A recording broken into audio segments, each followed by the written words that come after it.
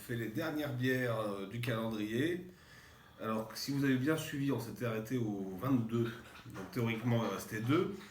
Et je me suis rendu compte qu'en fait, il en restait une troisième qui était cachée. Je ne sais pas si vous vous souvenez la fois où j'ai mélangé deux bières. Mais en fait, c'était celle-là qu'il fallait mélanger avec l'autre. T'es vraiment nul en fait. Elle était cachée au fond du carton. Donc, on va commencer du coup pour celle-là. Une bière à la pomme granny Ah, ça doit être sympa. de la brasserie Tiny Rebrew. Si c'est acidulé, ça doit être bon.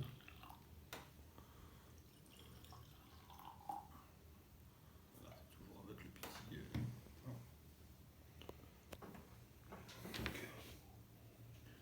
No money.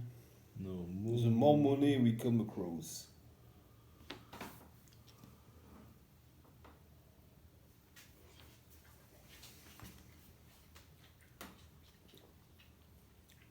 Ouais, c'est pas mal ça. Ouais, il n'y a pas tant que ça la pomme. Il y en a un peu, mais c'est pas. On attendait peut-être à plus d'acidité.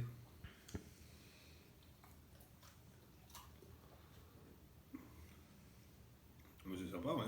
C'est léger. C'est frais. C'est très floral, hein, au nez.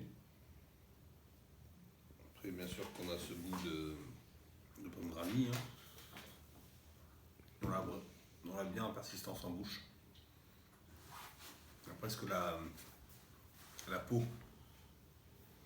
je trouve. Ça, c'est sympa. Très sympa.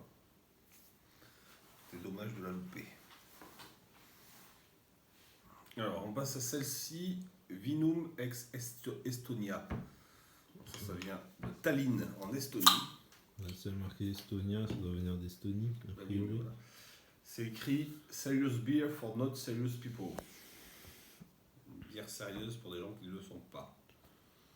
Et si c'est écrit Vinum, ça doit être. Ou inversement et réciproquement.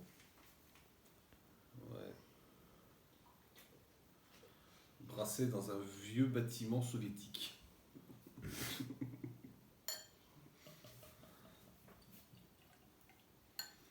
Les gens, ils ont dû venir à Paris et découvrir ce que c'était des boubous.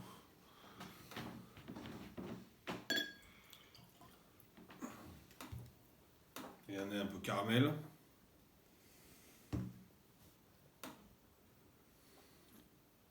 Un peu tagada aussi.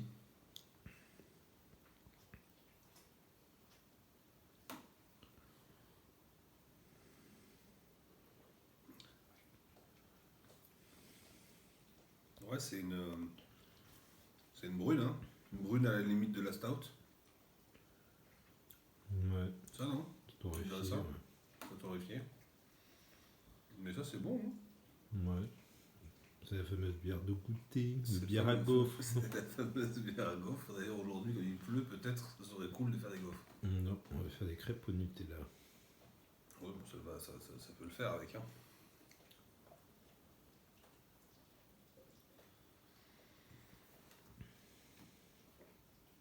On finit par la dernière du calendrier de saveur bière, El Capricho. Donc, c'est une bière du Pays Basque espagnol. Elle annonce caramel, beurre salé, café. Et donc, évidemment, c'est une stout, une stout pâtissière. Oh. De la farine dedans. Peut-être une bière à bûche. Ouais. Bon, effectivement, hein, on annonce bien une stout, pas de souci.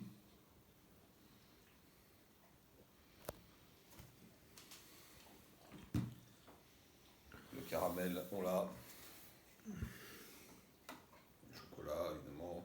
Capriccio, le caprice, Le café. le carpaccio. Ouais. Effectivement, c'est assez foncé.